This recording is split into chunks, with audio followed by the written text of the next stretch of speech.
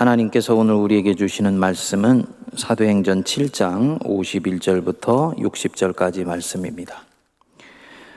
목이 곧고 마음과 귀에 할례를 받지 못한 사람들아, 너희도 너희 조상과 같이 항상 성령을 거스리는도다. 너희 조상들이 선지자들 중에 누구를 박해하지 아니하였느냐? 의인이 오시리라 예고한 자들을 그들이 죽였고 이제 너희는 그 의인을 잡아준 자요 살인한 자가 되나니 너희는 천사가 전한 율법을 받고도 지키지 아니하였도다 하니라. 그들이 이 말을 듣고 마음에 찔려 그를 향하여 이를 갈거늘 스데반이 성령 충만하여 하늘을 우러러 주목하여 하나님의 영광과 및 예수께서 하나님 우편에 서신 것을 보고 말하되 보라, 하늘이 열리고 인자가 하나님 우편에 서신 것을 보노라 한데, 그들이 큰 소리를 지르며 귀를 막고 일제히 그에게 달려들어 성 밖으로 내치고 돌로 칠세, 증인들이 옷을 벗어 사울이라 하는 청년의 발 앞에 두니라. 그들이 돌로 스데반을 치니 스데반이 부르짖어 이르되 주 예수여 내 영혼을 받으시옵소서 하고 무릎을 꿇고 크게 불러 이르되 주여 이 죄를 그들에게 돌리지 마옵소서, 이 말을 하고 자니라. 아멘. 하나님께서 자기 택하신 백성을 이끌어 가시는 이치를 살펴보노라면 때때로 고개가 갸우뚱거려지는 경우들이 있습니다. 우리를 너무너무나 사랑하신다고 말씀하시는데 그 사랑하시는 사람을 굉장히 고생하도록 놔두시는 경우도 있고요.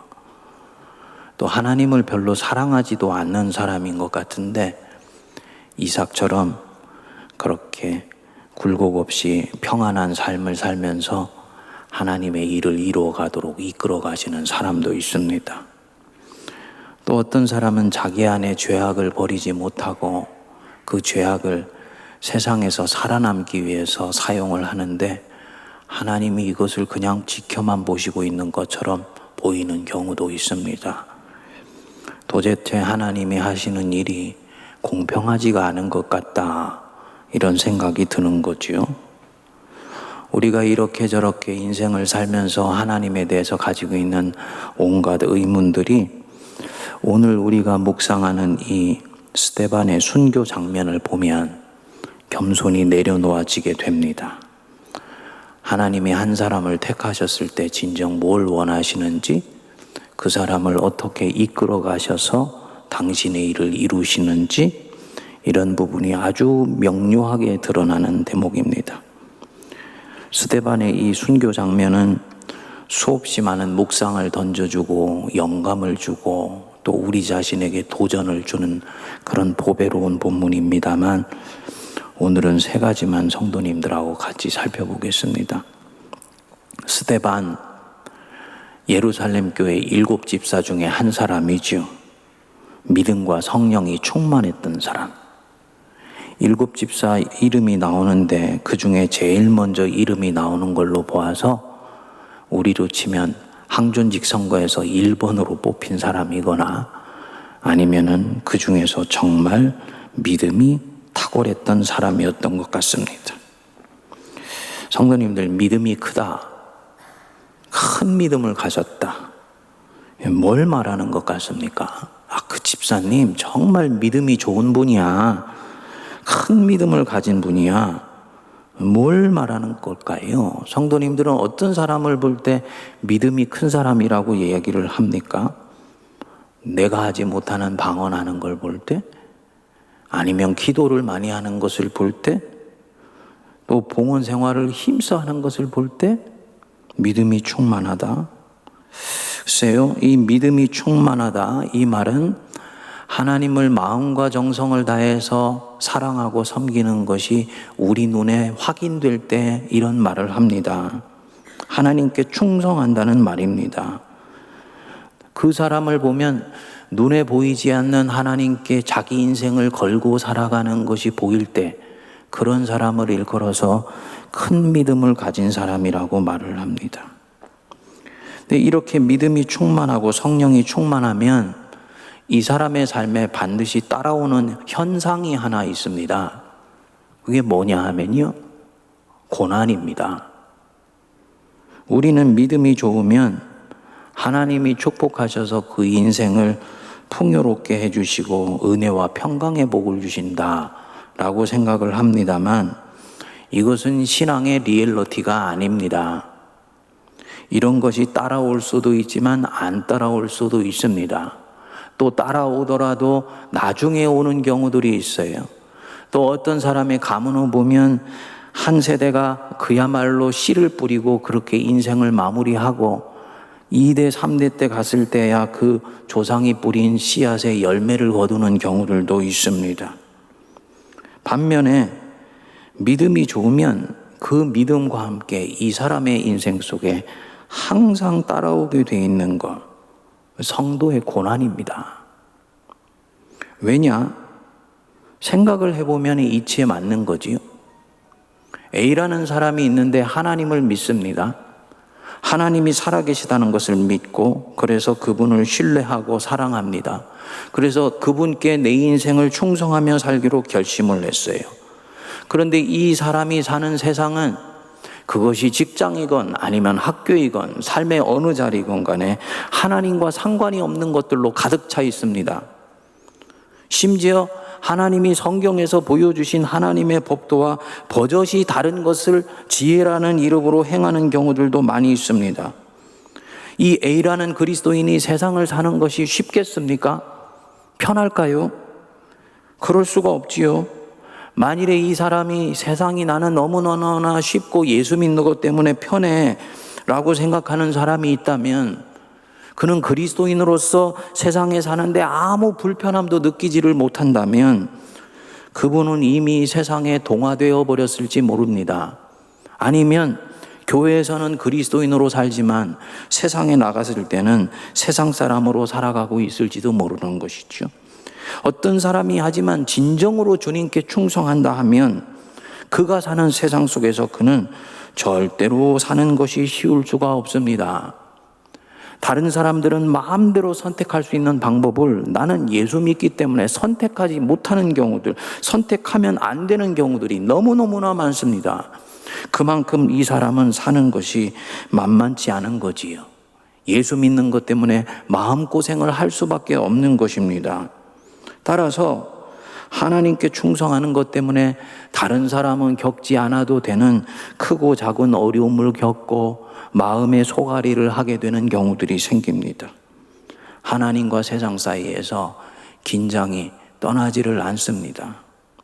믿음의 이런 이치를 잘 알았던 키에르케고르는 그리스도인은 칼끝 위에 서서 믿음의 길을 걸어간다, 이렇게까지도 얘기를 했습니다.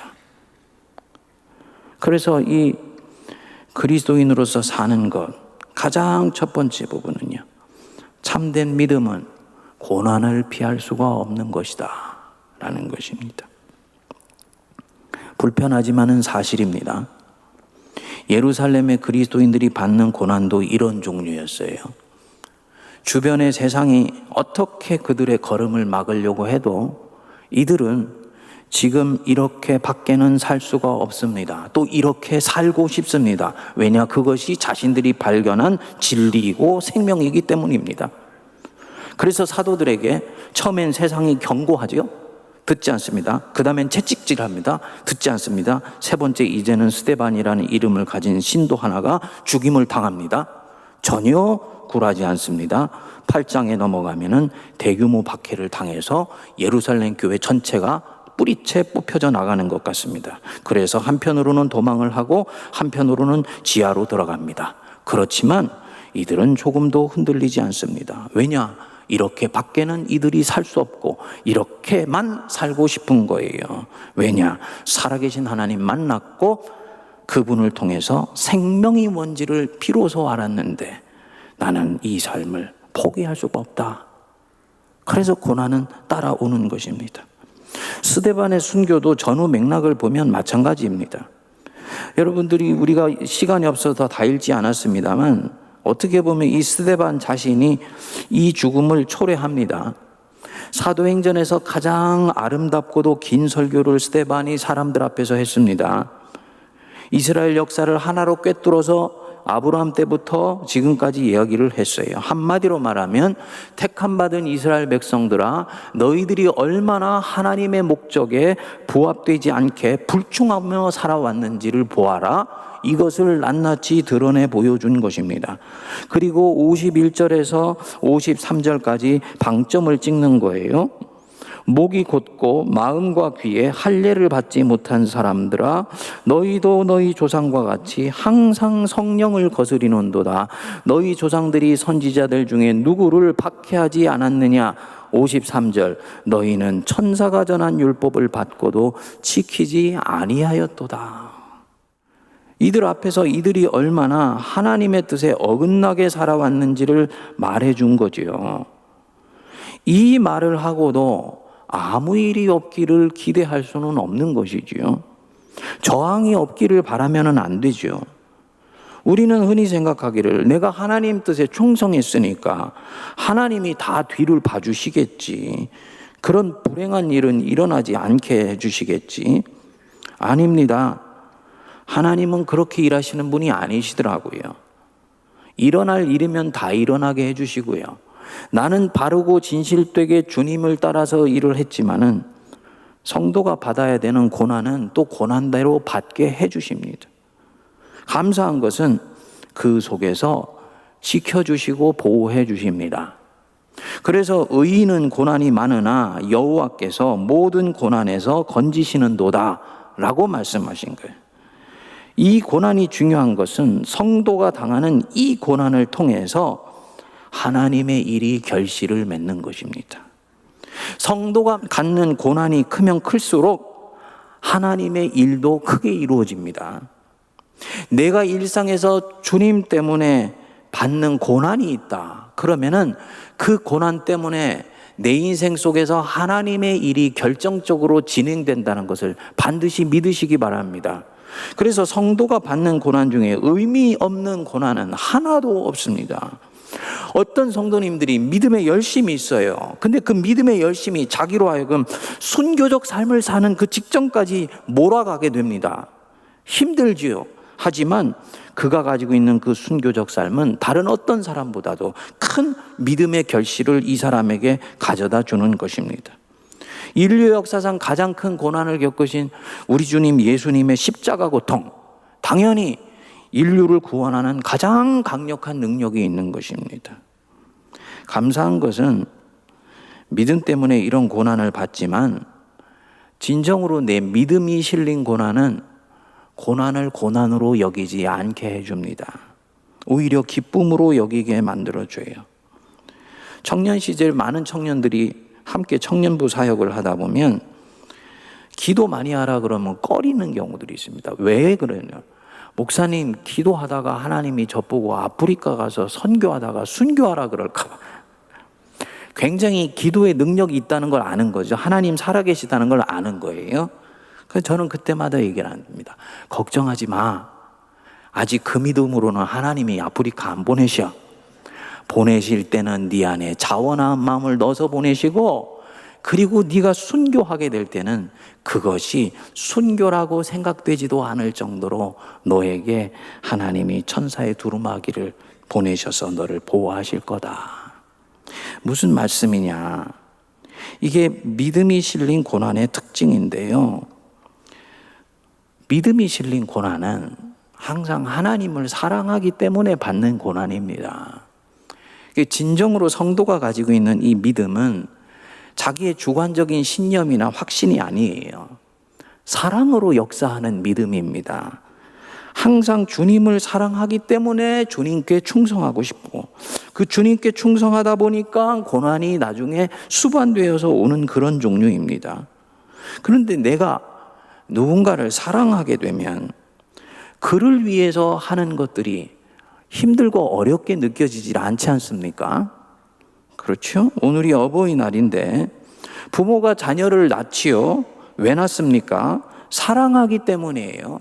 부부가 서로 사랑하고 자기 피를 가지고 있는 자녀를 너무너무나 갖고 싶고 보고 싶은 것입니다. 함께 살고 싶은 거예요. 그리고 이 사랑 때문에 부모는 모든 고생을 기꺼이 감당합니다. 10달 동안 뱃속에 가지고 있는 것이 힘들다는 것을 알면서도 어머니는 기꺼이 생명을 잉태하지요. 낳으면 키우기 힘들고 그때부터 고생이라는 것 압니다. 세상에 내 맘대로 안 되는 것이 이 자녀 아닙니까? 그래서 옛날에 그 무슨 캐슬인가요? 거기서 아주 인상적인 얘기가 있었어요. 창조주 조물주께서 우리에게 자녀를 주신 것은 인생이 내 맘대로 되는 것이 아니라는 것을 깨닫게 하려 하심이라. 딱 그렇습니다. 그런데도 자녀를 낳는 부모는 누구도 이제 고생 시작하네 라고 생각하지 않습니다. 왜냐? 이 자녀를 사랑하기 때문입니다. 우리 자녀들이 이 부모의 사랑을 알아야 됩니다. 사람끼리 하는 사랑도 이런데 하물며 피조물인 내가 하나님을 알게 돼서 그분을 사랑하게 되었을 때 어떤 일이 일어나겠습니까? 오늘 본문에 나오는 이 순교의 현장을 보십시오. 스데반이 돌에 맞아 죽는데 스데반이 고통스러워하는 장면이 독자인 우리에게는 전혀 읽혀지지를 않습니다. 누가가 의도적으로 뺀 것이 아니고 실제로 스데반이 그렇게 죽었기 때문이에요. 죽음을 앞두고 있는 사람이 성령이 충만합니다. 하늘을 우러러보고 하나님의 보좌가 보이고요. 예수께서 지금 당신을 증거하는 이 스데반을 보면서 그 보좌에서 벌떡 일어나서 이 스데반을 바라봅니다. 돌에 맞아 죽는데도 마지막의 기도가 59절에 보시면 주 예수여 내 영혼을 받으시옵소서. 이 기도가 유대인이 잠자리에 들기 전에 하는 기도랍니다. 예수님도 십자가에서 마지막에 이 기도하셨죠. 아버지여 내 영혼을 받으시옵소서. 유대인들은 잠자리에 들어서 잠을 자기 시작하면 영혼이 자기가 보장할 수 없는 그런 상태로 간다고 생각을 했습니다. 그래서 자기 영혼을 하나님께 맡긴다는 거예요. 7시간 잠을 자고 다시 일어났을 때는 눈을 뜨자마자 하나님이 내 영혼을 건수해 주셨구나. 주님 오늘도 내게 하루의 호흡과 생명 주셔서 감사합니다. 이렇게 기도하고 또 하루를 시작했다는 거예요. 그러니까 스데반이 순교를 하는 그 현장, 자기 목숨이 끊어지는 순간인데 잠자리에 들기 전에 하는 기도를 했다. 지극히 평안한 가운데에서 자기 호흡을 주님께 맡겨드린 것이죠. 하나님을 사랑하는 마음, 그분을 위해서 지금 이 자리에 내가 있다. 이 마음이 성령이 충만해서 극단의 고통도 고통으로 느껴지지 않도록 주님이 은혜를 베풀어 주신 것입니다.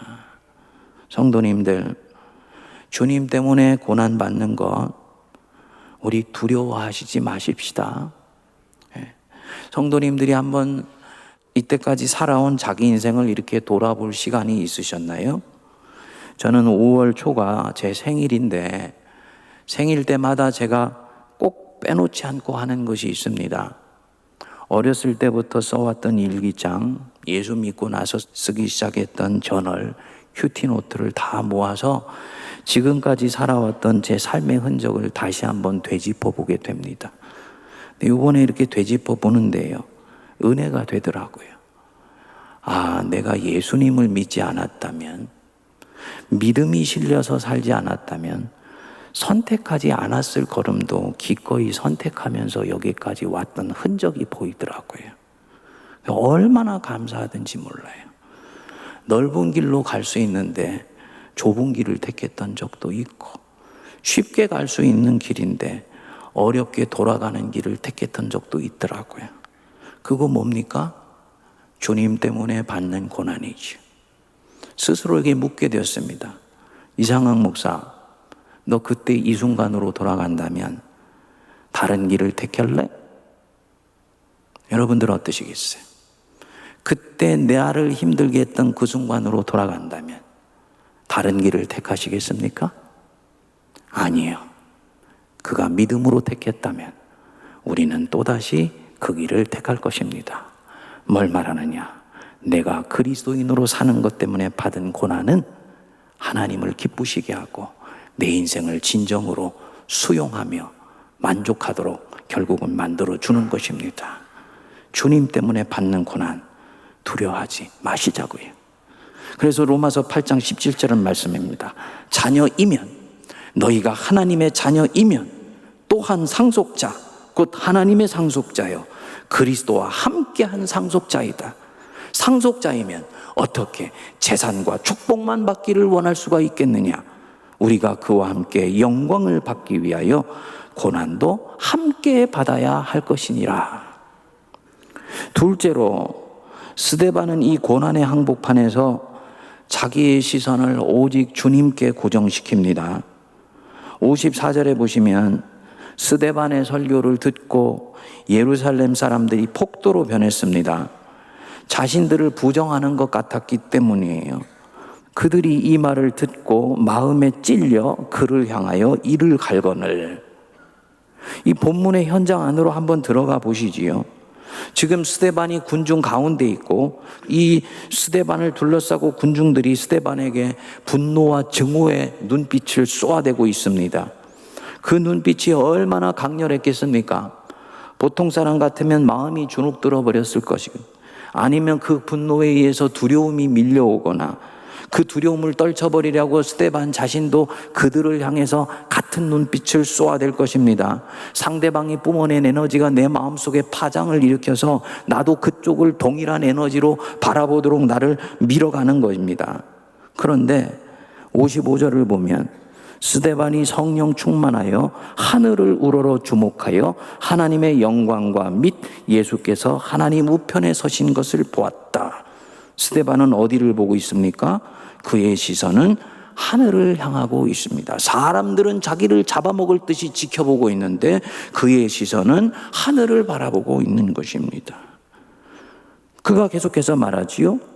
보라, 하늘이 열리고 인자가 하나님 우편에 서신 것을 보노라. 지금 이 누가가 본다는 단어를 의도적이고 반복적으로 쓰고 있는 것이 보이시나요? 누가가 이런 고난이 닥쳐와서 죽음 직전까지 몰려있는 한 사람을 추적해내면서 그 그리스도인의 시선이 어디를 향하고 있는지를 너희들이 빨리 알아차려야 된다. 그리스도인의 시선은 이런 가운데서도 하나님을 향해야 되는 것이다. 너희 시선을 하나님께 향해라. 우리에게 가르쳐주는 것입니다. 58절 이유가 더욱더 압권입니다. 성 밖으로 데려가서 돌로 칩니다. 저는 돌팔매질을 당해본 적이 없습니다만 초등학교 때 돌에 몇 번 맞아는 봤죠. 여러분들도. 그때는 애들이 싸우면 돌로 싸우잖아요. 근데 여러분, 그 맞으면 얼마나 아픕니까? 근데 돌팔매질을 당한다? 처음에 맞았던 그 기억이요, 두 번째 날아올 때는 더 두려움으로 느껴지고 세 번째 날아올 때는 공포심으로 느껴져서 나중에는 돌멩이가 아니라 바위 덩어리가 내게로 날아오는 것처럼 느껴질 것입니다. 두려워서 눈을 감고 있지만 내 영혼의 시선은 그 돌멩이를 향하고 있어요. 그런데 놀랍게도 이 스데반의 시선은 날아오는 돌들을 향해서 자기 시선이 가 있지 않습니다. 저 위에 계신 예수 그리스도, 자기 내면 깊숙한 곳에서 자기를 이끌어 주시는 그 주님께 향해 있습니다. 그렇기 때문에 이 스데반이 죽는 순간에도 조용히 기도할 수 있는 거예요. 조금만 우리를 힘들게 하는 것이 있으면 거기에 온 신경이 다 가 있는 우리 자신을 얼마나 부끄럽게 하는지 모릅니다. 고난을 이기느냐, 그 고난에 의해서 삼켜지느냐, 관건은 다른 데에 있는 것이 아닙니다. 그 고난의 순간에 나의 시선이 어디를 향해 있느냐, 이것에 달려 있습니다.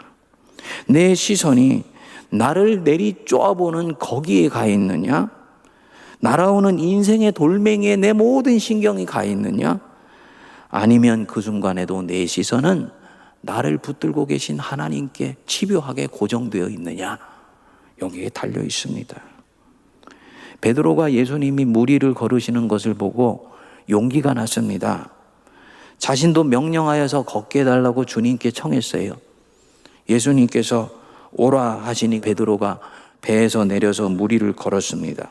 그런데 그때 바람이 세차게 불어서 결국 베드로가 물에 빠져서 허우적거렸습니다. 뭐가 문제였느냐? 마태복음 14장 30절은 이렇게 얘기를 합니다. 바람을 보고 무서워 빠져가는지라. 예수님을 보고 걷다가 바람이 부니까 자신의 시선을 그만 예수님께로부터 바람에게로 옮긴 거지요. 근데 이상하지요? 시선만 옮겼을 뿐인데 존재 전체가 흔들려서 빠져들어가기 시작했습니다. 주님은 그 뒤에 베드로에게 말씀하십니다. 믿음이 작은 자여, 왜 의심하였느냐? 더 이상합니다. 너 왜 바람을 봐서 나를 봐야지? 나를 계속 지켜보고 있으지 그 바람이 뭐라고 그거를 보고 있었던 거야. 그러니까 일이 이렇게 되었지. 이렇게 말씀하실 것 같은데 믿음이 작은 자여 왜 의심하였느냐? 무슨 뜻이겠습니까? 네가 시선을 옮긴 자체가 믿음이 적기 때문이다. 네가 시선을 나 예수께로부터 바람으로 옮긴 것 자체가 네가 나를 의심하고 있기 때문이다. 맞지요? 바람이 부는 순간 이 베드로는 바람이 예수님보다 더 커 보인 것입니다. 바람이 없을 때는 예수님 홀로 계셨으니까 자기의 시선을 거기에 붙잡아 맬 수 있었습니다. 그런데 사람은 더 커 보이는 것이 나타나면 거기에 시선을 주잖아요. 수없이 많은 사람 중에 나는 가장 내게 커 보이는 사람에게 먼저 주목합니다. 마찬가지입니다. 바람이 예수보다 더 커 보이니까 바람에게 시선을 준 거예요. 결국 주님을 신뢰하지 않은 것입니다. 이때까지 주님만 있으면 무조건 안전하다고 생각했던 사람이 바람을 보고는 주님만으로는 안전할 수 없다고 생각되었던 것입니다. 그래서 시선을 돌린 거예요. 시선을 바꿨다. 그 얘기는 이 사람의 믿음이 다른 곳으로 옮겨갔다. 그 얘기입니다. 성도님들, 불어오는 인생의 바람에 내가 계속 주목하고 있다. 나는 그것을 크게 보고 있는 것입니다. 날아오는 인생 돌멩이를 보면서 내 시선이 거기에 가 있다. 그 순간 나는 예수님보다 이 인생 돌멩이가 커 보이는 것입니다. 주님이요, 엄청나게 섭섭해 하십니다. 믿음이 작은 자여, 네가 왜 의심하였느냐? 그것은 바람이야. 내 앞에 있는 너를 삼키지 못해. 이 코로나는 너희들을 절대로 삼킬 수가 없어. 돌멩이를 보지 마. 그 돌멩이가 너에게 타격을 가해서 네 인생이 거꾸로질 것 같을지라도 너는 결국은 부활하여 다시 일어난다는 것을 믿어라. 우리 주님이 그렇게 말씀하시는 거지. 소년이라도 피곤하여 곤비하며 장정이라도 넘어지며 쓰러지되 오직 여호와를 앙망하는 자는 새 힘을 얻으리라. 독수리가 날개치며 올라감 같을 것이요 다른 박질하여도 곤비하지 아니하리라. 믿으시기 바랍니다. 셋째로, 스데반은 자기를 해치는 자에게도 사랑과 용서로 인생을 마무리합니다. 60절을 보시면요, 중간에 주여 이 죄를 그들에게 돌리지 마옵소서 이 말을 하고 자니라. 기도하고 마무리한 것입니다. 용서의 기도입니다. 사실 주전 1세기부터 스데반이 순교하는 이때까지 이스라엘에는 굉장히 많은 순교자들이 나왔다고 그럽니다. 로마가 이스라엘을 침탈하고 난 뒤에 유대교를 지키기 위해서 수없이 많은 유대인들이 순교를 했다 그래요. 이스라엘 민족을 위해서 장렬히 죽는 사람들이 많이 나왔습니다. 그러니까 순교가 기독교인의 전매 특허가 아니었다는 말이죠. 그런데 유대교의 신앙을 지키기 위해 순교한 사람들은 스데반처럼 생을 마무리하지 않았다는 거예요. 마카비서 7장에 보면 하나님이 우리 민족을 저버리셨다고 생각하지 마라. 그분이 전능하신 능력으로 어떻게 너와 네 후손들을 고문하실지 이제부터 한번 지켜보아라. 자기를 죽이고 처형하려고 한 사람들에게 저주를 퍼부으면서 삶을 마무리했다 그럽니다. 칼에는 칼로, 일에는 이로 갚고자 한 것입니다. 그런데 이 인류 역사상에 있었던 순교자 중에서 기독교의 첫 번째 순교자 스데반은 전혀 다르게 죽는 것입니다. 자신을 돌로 쳐 죽인 사람들을 품고 용서해 달라고 기도하고 생을 마무리하는 거지. 예수님의 계명을 진정 자기 안에 체화한 것입니다. 원수를 원수로 갚지 말고 너를 미워하는 자를 위하여 기도해라. 성도님들, 이것이 기독교 영성입니다. 기독교 영성은 분노와 복수와 증오의 영성이 아닙니다. 미움의 영성이 아니에요. 기독교 영성은 사랑과 자비와 용서와 관용의 영성입니다. 2000년 기독교 역사상에 기독교가 위대한 일도 많이 했지만 오류도 가끔씩 범했었습니다.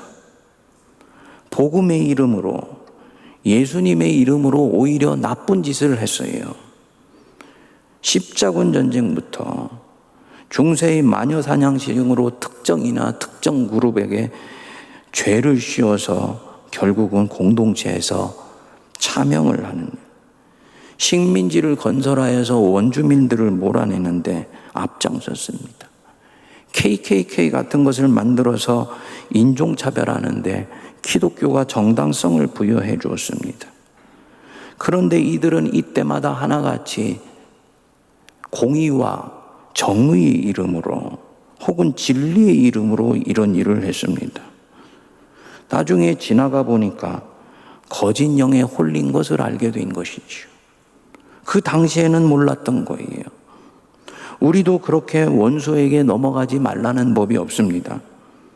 내가 지금 성령이 충만하여 하나님의 일을 하고 있는지, 나도 모르는 가운데 원수의 영의 포로가 되어서 일을 하고 있는지 아는 방법은 복잡하지 않습니다. 내가 쓰고 있는 언어에 현혹되지 마십시오. 하나님이라는 말을 내가 입 밖으로 많이 내뱉고 있다. 경건한 신앙의 용어를 내가 많이 쓰고 있다. 그것으로 아는 것이 아닙니다. 내가 지금 스데반의 마음을 갖고 있는지 유대인들의 마음을 갖고 있는지를 살펴보면 됩니다. 내 마음이 증오와 미움과 두려움으로 가득 차 있습니까? 혹은 불안과 염려로 가득 차 있나요?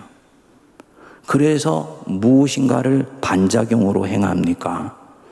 그는 거짓 영의 교묘한 술수에 속아 넘어가고 있을지 모릅니다.